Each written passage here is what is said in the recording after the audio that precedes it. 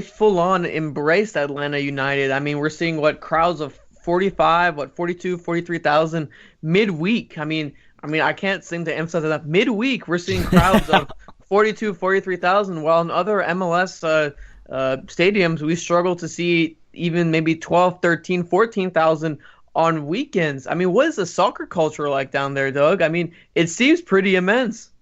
Yeah, I mean, the state has a really strong soccer culture. It has more than 80,000 registered players and referees, coaches, etc. in the youth leagues. It's the second most popular sport in Georgia. I think it's either behind running or tennis. I can't remember which one. Both are really, really popular within the state too. And so, there have been a lot of different professional teams in different leagues and levels in the state, including the Atlanta Chiefs, the very first one way back in the 60s. They won the very first league title in Atlanta sports history when they won the NASL way back in the day. But this has all just come on at the exact right moment with the exact right owner, with the exact right leadership group. And it's just all worked really well. And when I've gone around, followed the team on the road and seen different MLS cities, like the abomination that is Gillette Stadium for an MLS team, I worry a little bit about the crowds because they're not very good, even on Saturday nights or Saturday afternoon games. And so I'm hoping that during this next round of expansion that the league can somehow figure out which cities and which ownership groups are going to have the same kind of buy-in as what's in Seattle and Portland and Atlanta and Orlando City to an extent. Yeah, it's fascinating to see the fans, how these expansion clubs have a real advantage when it comes to the fan base. You see Orlando City, NYCFC, LAFC, these fan bases really for some reason these expansion clubs, this is something new. And then you see the older markets like New England, FC Dallas, in large parts even Houston, Colorado, they still struggle. Even throw in Chicago there, because of Bastian Schweinsteiger, a huge name, there's the only reason why you see the attendance go up. Yeah, the teams also performed well. But it's a real weird dynamic within the league to see how the old versus the new do as far as it comes to on-the-field success and off the field. Yeah, at least in Atlanta, the downtown part of Atlanta, like a lot of metropolitan cities around the country, is really populated by millennials. And millennials are the top demographic for Major League Soccer, I believe. That's what I've heard and read. And so a lot of these MLS teams that have stadiums way far outside downtown, like in Chicago, like in Dallas, like in New England, where some of the other places that I've been in which the stadiums are way far outside of town. Colorado. Chicago, too. I said Chicago. Oh, you did. Houston, Kansas City. I would think – I know they can't, but Philadelphia. If they could figure out some way, whenever those leases expire or whatever, to get those stadiums downtown with tax breaks, so that they're financially feasible, I think you'll see the attendances go way up because that's where the millennials are. That's where the consumers are. Oh, for sure. But I know the ownership groups are a little bit handcuffed in a lot of those regards, but maybe when it's time for new stadiums to be discussed, they can figure out some solutions. I mean, we've had John Strong on the show, and he talked about if you walk around the cities, Portland, for example, you don't see, NFL shirts. Obviously, Portland doesn't have a team but a trailer. You see the Timbers, but more importantly, where I'm at here in Madison, Wisconsin, the most popular jersey I see around here is not the Green Bay Packers. It's soccer clubs. It's the cities, the Chelseas, the European markets. But, spot on. You definitely see that millennial change from, soccer jerseys are way cooler and they're also more fascinating to wear. It tells you about a lot more things. And I think MLS is starting to gear that because you do start seeing, some MLS merchandise, especially the big markets like New York, the Seattles, the Portlands, these huge markets, you see them around town. Yeah, that's true in Atlanta. I've told this story a few times on different shows, but I'll share it with y'all. Awesome. Atlanta United's well, it exemplifies what you're talking about. The very first Atlanta United game was against New York Red Bulls. It was played at Bobby Dodd Stadium. Before that game, I had an interview was set up with me to talk to Alexi Lawless at a hotel in downtown Atlanta. So I went to that interview, and then I tried to get lift from there to Bobby Dodd. It's about a 10-minute ride, and I could not get a lift. It was going to be a 15-minute wait to get a lift, so I figured I would just walk it. So I walked from the hotel to Bobby Dodd, and when I got to the tailgating lot for Atlanta United, which is in this restaurant called the Varsity, which is a couple of blocks from Georgia Tech, you couldn't walk within the tailgating lot. It was so slammed full of people, and all of them had at least something with Atlanta United on, whether it was a jersey, a scarf, a hat, a T-shirt, something. Almost every single person had already spent, $100 to $200 to $300 on Atlanta United gear. And as I kept walking to the stadium and into the stadium, I didn't expect to see this, but it was mostly full of people wearing Atlanta United gear already. That's awesome. And part of it is it's a new jersey, it's a new team, so this is the first opportunities you can have to buy this kind of stuff. But as you drive around the city and walk around the city, you'll see Atlanta United flags hanging out of the condos and the apartments. You'll see people wearing the T-shirts and the hats.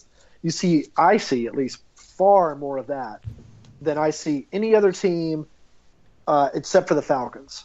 Right. And that includes the Braves when I'm walking around town. That's a fascinating story. I think it's crazy to see a city like that. Here's an MLS squad. Just embrace their roster. I mean, credit to Atlanta United. I mean, along with their great marketing. I mean, you also have to give credit to how the team was assembled. I mean, Steven, I know you think they're MLS Cup favorites. I mean, that's what you think. I do. I mean, Doug, what do you think? Do you think they're going to do well? What's your predictions for the playoffs? If they have Almiron back and if they have Garza back, I think they can win it all. I don't see a team that I would say, they can't beat them. Right. I think Columbus is playing really, really well right now. And again, the little small field at NYCFC could give them trouble in an aggregate series. But, they've tied Toronto on the road. They've tied Seattle on the road. They've tied Portland on the road. They got beat by Vancouver, but I don't think they had Martinez in that game. They've beat Chicago at home and lost to Chicago there. The only team that they couldn't beat if they tried to, and I think you could probably give them 100 chances, is actually DC United for some reason. They've lost to them 3 times this season. It's bizarre. They cannot beat that team. But everyone else, they perform well against. I can't wait to see them in the playoffs. Doug, we appreciate you calling in, but here on the show we have a little thing we call the shameless plug. Where can we find you on Twitter, and where can we find your articles? I appreciate you asking. You can find me on Twitter at Doug Roberson AJC. That's DougRoberson AJC. On Facebook at Atlanta United News Now. And we have a podcast on iTunes called Southern Fried Soccer that I'd appreciate you subscribing to. Southern Fried Soccer. I like that. I like that. Yeah, I love it. Yeah, I'm not sure if I like it, but that's the name of it. Fair enough.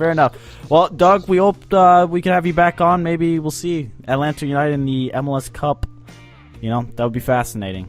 Yeah, anytime, guys. Anytime. Absolutely. Thanks, Doug. Thank you, Doug. Thank you. Have a good one.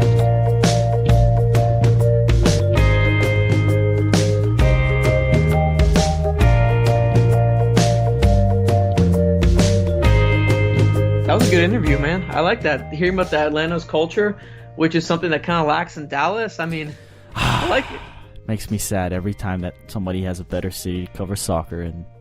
Yeah, it does. But I mean, I've been thinking about some things, Steven. I gotta air it out in the air. Gotta air it out. It's our mailbag segment, by the way. We'll answer your questions after Armand airs it out. What do we got? The MLS playoff race is heating up. Is it? Honest. I mean, what? Dallas, San Jose, Salt Lake, Dynamo are all in the contention for the fifth and sixth spots. I mean, if either Dallas or the Dynamo win their next game, they're at 45 points, which is 2 out from the Sounders, and with the same amount of games played, which is going to make for an interesting a couple of weeks. I mean, that's just my thought. Isn't it crazy that Portland could suddenly be the 4 seed on the road playing a wild card game, or they could have the 2 seed and sitting home comfortably, waiting for the first round to pass by? Oh yeah, and I mean the East. You had Toronto in the Supporters' Shield yesterday. I mean they clinched. I mean you have Atlanta finally climbing up the rankings, potentially becoming the 2nd seed. Or I mean they're probably gonna host a home game if they keep up the pace that they're going. I mean I don't know. The playoffs are gonna be really fun this year. I feel like it's gonna be a lot of.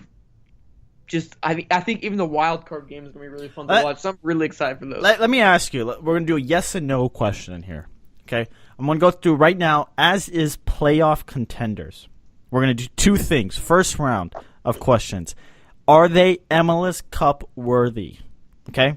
We're going to fly through these. Toronto. Yes. Yes. NYCFC.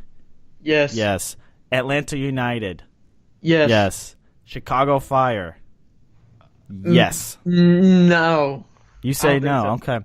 Columbus Crew. No. No. Red Bulls. No. Okay. Western Conference. Vancouver Whitecaps. No. Yes. Okay. Portland Timbers. Yes. Yes. Sporting KC. Yes. Yes. Seattle Sounders. No. Yes. I have them. No. You have them. Okay. Houston Dynamo. No. No. Real Salt Lake. No. No. What? Real Salt Lake 6th seed? Yeah, they've Did they not get destroyed by Dallas like 6-0?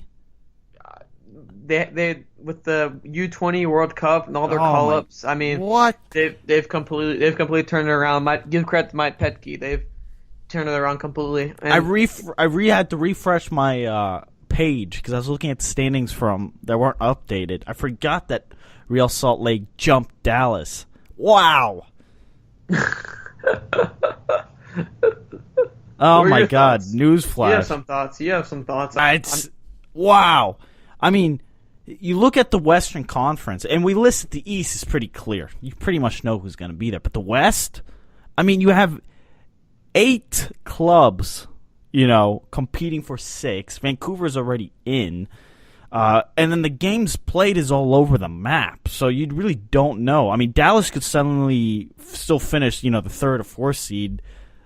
Sporting KC could have the 1 seed because they've only played 30 games.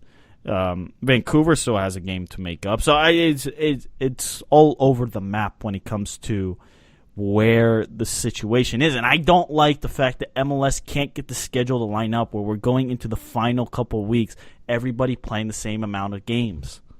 I mean, it's going to work out. The penultimate week and the ultimate week, they're going to be at 33 and 34 games, respectively. So, I mean, it's going to work out. It's just, for right now, it's not It's a little annoying. It's a little annoying. But, hey, that's soccer for you. Oh, for sure. It is soccer. Okay, I got the update on my phone from ESPN saying Christian Pulisic is now being pursued by Real Madrid, Arsenal, and then you always had Liverpool and Tottenham always had an eye on him, right? And I'm going to ask, I got to wonder if it would be a massive mistake for him to leave Dortmund. I feel like it would, because we talked about it with last week with Dan from Nats Abroad. We talked about how the Bundesliga, they love playing their younger players, and they embrace the youth. I mean, if you go somewhere else, I mean, I don't know what could happen to him. But Real Madrid, I mean, could you imagine him being there? No. No, to be honest, no. If he were to go to Real Madrid, how big of a statement would that be for U.S. soccer? It's massive. I mean, it'd be huge, but, I mean, the rest of our national team sucks. So. Hey, Ronaldo carried Portugal to the European Championship. How far do you think if Christian Pulisic develops? He's only 19, for God's sake. Like, he's not 22, 24. He's 19. Like he still has 3-4 years to grow. Physically.